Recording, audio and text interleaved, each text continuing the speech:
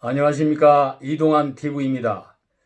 오늘은 정무수석에게 5천만 원 줬다는 이야기를 하고자 합니다.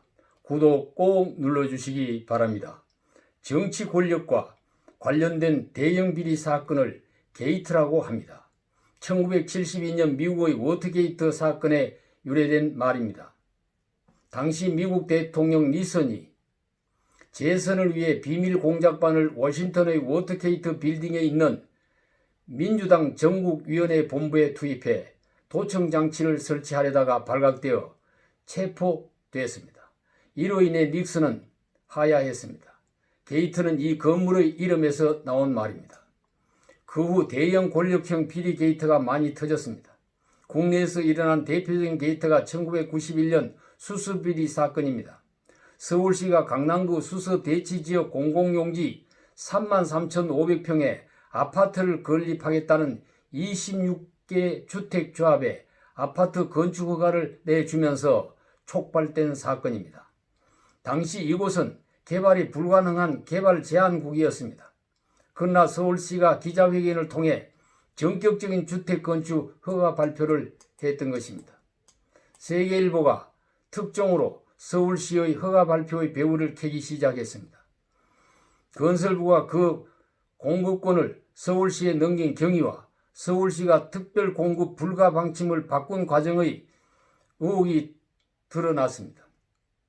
청와대와 평민당이 분양과 관련 서울시에 보낸 협조 공문이 공개되고 대책회의에 청와대 비서관과 민자당 의원이 참석했다는 사실이 밝혀졌습니다.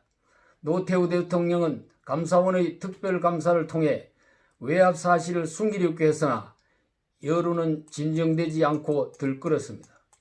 마침내 검찰의 본격적인 수사를 통하여 한보가 청와대 관계자와 국회의원 건설부 공무원에게 뇌물을 준 사실을 밝혀냈습니다. 검찰 수사 결과 그 당시 장병조 청와대 비서관과 정태수 한보 회장, 오용훈 의원 등 국회의원 5명을 포함해 7명이 구속됐습니다. 이 사건의 배후의 실체에 대한 수사는 한계를 드러냈습니다. 그 후 정권이 바뀐 뒤에서 노태우 전 대통령의 비자금을 수사하는 과정에 이 진상이 자세히 밝혀졌습니다.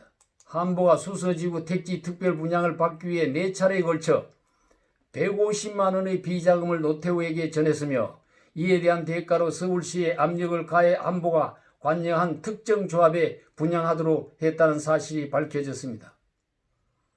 6공화국의 정경관 유착의 최대 권력형 비리 게이트였습니다.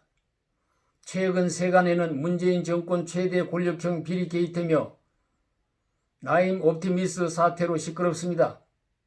나임 사태는 국내 최대 헤지펀드 나임 자산운용이 모펀드 4개와 자펀드 173개에 대해 환매 중단을 선언한 데 이어서 폰지 사기, 수익률 조작, 불안전 판매 등의 불법 행위에 연루됐다는 의혹이 일파만파 확대되는 사건입니다. 옵티머스 사태는 옵티머스 자산운용사가 사람들이 투자한 투자금을 공기업 등 안전한 곳에 투자하지 않고 부동산이나 대부업체 등 부실기업에 투자하여 손실을 입어 환매 중지 파산을 하게 된 것입니다. 옵티머스에 투자한 사람은 1160명이며 투자액은 5151억 원입니다. 돌려막기, TRS 레버리지, 폰지 사기 등의 수법으로 투자자들을 속여오다가 탄로가 난 것입니다. 감독기관인 금융감독원과 금융위원회가 있는데도 막지 않았습니다. 이는 권력층에 뇌물을 주고 감독을 피했기 때문이었습니다. 최근 이 뇌물을 받은 리스트가 공개됐습니다. 검찰 문건에는 청와대 실장급 비서관이 5명, 민주당 인사가 8명, 정관계 20명이 거론되고 있습니다.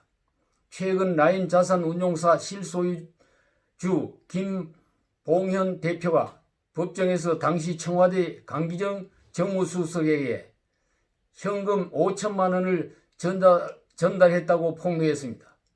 물론 검찰이 정경관 유착의 권력형 비리를 조사하겠지만 이 사건도 살아있는 권력과 연관된 사건이라면 수사에 한계가 있고 배우의 실체를 밝히는 것은 정권이 교체된 후에야 가능할지 모르는 일입니다. 그러나 언론이 보도하는 내용만으로도 이 정권의 도덕성은 치명상을 입게 될 것입니다. 진실을 밝혀야 합니다.